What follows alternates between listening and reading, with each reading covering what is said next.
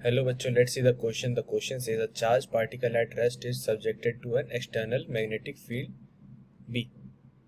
If no other force acts on the particle, then it will A. Accelerate along B. Remain at rest, C. Move in a circular path, and D.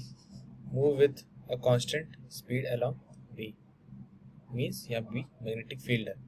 तो इस question में हमारा की concept होगा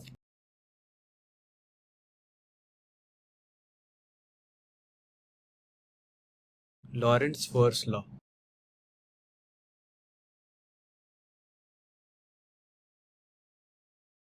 okay, सो अगर एक charge particle rest में है और उस पर एक एक्सटर्नल मैग्नेटिक फील्ड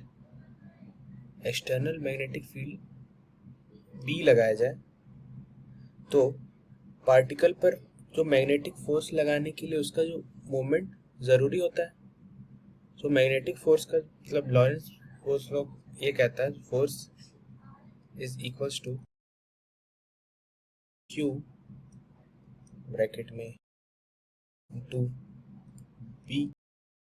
यहाँ पे एफ जो है वो पार्टिकल पर जो लगाने वाला फोर्स है, क्यू यहाँ पे पार्टिकल का चार्ज है, वी यहाँ पे पार्टिकल की वेलोसिटी है, ये डी है, ये एक्सटर्नल मैग्नेटिक फील्ड है. ठीक है, ये इसका क्रॉस प्रोडक्ट है वी एंड बी का, जिससे फोर्स वेलोसिटी और मैग्नेटिक फील्ड के बीच में परपेंडिकुलर होता है.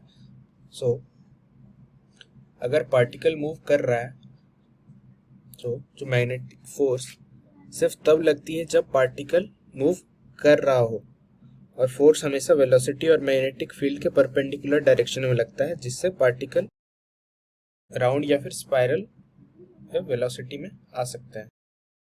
अगर पार्टिकल रेस्ट में है, ठीक है, तो अगर पार्टिकल रेस्ट में है इसका मतलब कि v0 है,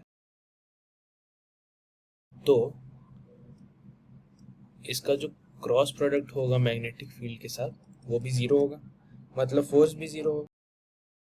इसीलिए पार्टिकल पर कोई फोर्स नहीं लगेगा और वो रेस्ट में ही रहेगा.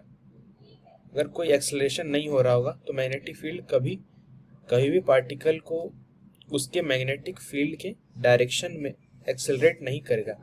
ठीक है, तो फोर्स वेलोसिटी के परपेंडिकुलर लगता है, ना कि मैग्नेटिक फील्ड के साथ. ठीक है, अगर सर्कुलर मोशन नहीं होगा तो सर्कुलर मोशन तब होता है जब पार्टिकल की वेलोसिटी मैग्नेटिक फील्ड के परपेंडिकुलर होती है, लेकिन यहाँ पर पार्टिकल रेस्ट में है तो सर्कुलर मोशन नहीं होगा. तो अकॉर्डिंग टू दिस जो पार्टिकल है वो रेस्ट पे ही रहेगा. So B is the correct answer. Hope you understood it well. All the best.